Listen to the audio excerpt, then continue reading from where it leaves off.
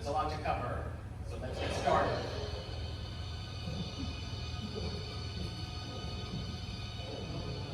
He is known as the Evil One. He has other nicknames as well, ranging from Black to Wishing Ill to Wishing Injury. According to Trevor Lane, Mara is the supreme head of all the forces that mitigate against human well-being and holy living. So Mara is not a good guy. He's a representative of our inner defilements, our propensity towards evil, but he also appears in the Pali text as an external, malignant force, a swirl of darkness.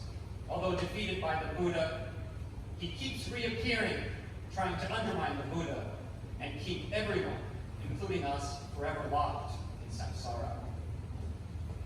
So there are many interpretations of Mara, but I'm going to take a different approach. I'm going to list a few characteristics and then ask if it reminds you of anything. For instance, Mara rules over a designated territory. He is obsessed with power and control, and therefore deeply threatened by those seeking freedom, especially the Buddha and his monks. He has a vast army at his disposal, including henchmen willing to carry out his commands, and he utilizes a variety of tactics, increasing in intensity in hopes of stopping freedom seekers from achieving their goal. Does this remind you of anyone? Does it ring a bell? That's correct. Mara is the spiritual equivalent of a modern-day dictator.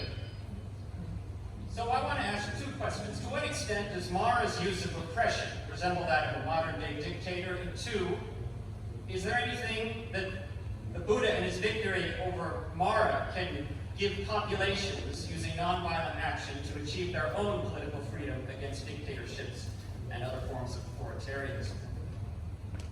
So we're drawing primarily from the Buddha Karatya and the Mara Samyutta, identifying the various attacks that Mara does against the Buddha and his monks, and then comparing it with the various types of repression commonly employed by dictators against populations relying on nonviolent forms of action.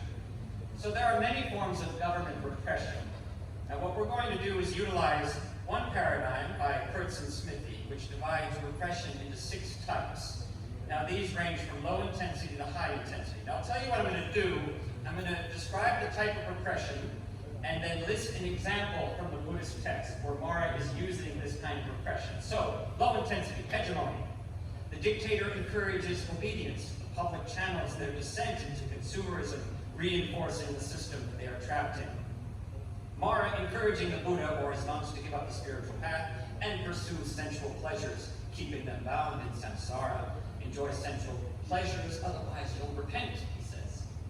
Soft repression. The dictator uses propaganda, censorship, and misinformation to discredit, ridicule, or stigmatize freedom seekers. Mara claims the Buddha is impure because he has given up austerities. Mara insults the bhikkhuni, saying that she can't succeed because she's a woman. Manipulation. The dictator channels the movement into less radical, more institutional forms of reform, or sends spies to infiltrate and disrupt the movement. Mara offers the Buddha rulership. Mara disguises himself as a farmer to disrupt a Sangha meeting. Intimidation. Dictators make threats or use harassment and surveillance to intimidate activists. Mara takes on various shapes, trying to frighten the Buddha and his monks, including a giant elephant, a serpent, and other illustrious shapes, both beautiful and hideous. Mara is said to have harassed the Buddha for 7 years. Less lethal methods. Dictators use the police and military to arrest and imprison activists who deprive them of their livelihood or use limited forms of violence, including third-party proxies, to rough up activists. So in this case, Mara turned an entire village against the Buddha. And in another instance, he possessed a child and attacked one of the bhikkhus of Iraq. And finally, overt violence. This is the worst type of repression. This is shooting, mass shootings, torture, executions.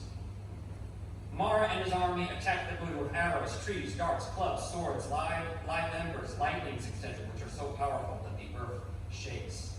So, Mara's use of tactics fit all of the categories of repression. Now, question number 2, what can activists learn from the Buddhist conflict with Mara? 1, the Buddha recognizes Mara and patiently endures its attacks. Likewise, populations must be able to endure repression without giving up their movement or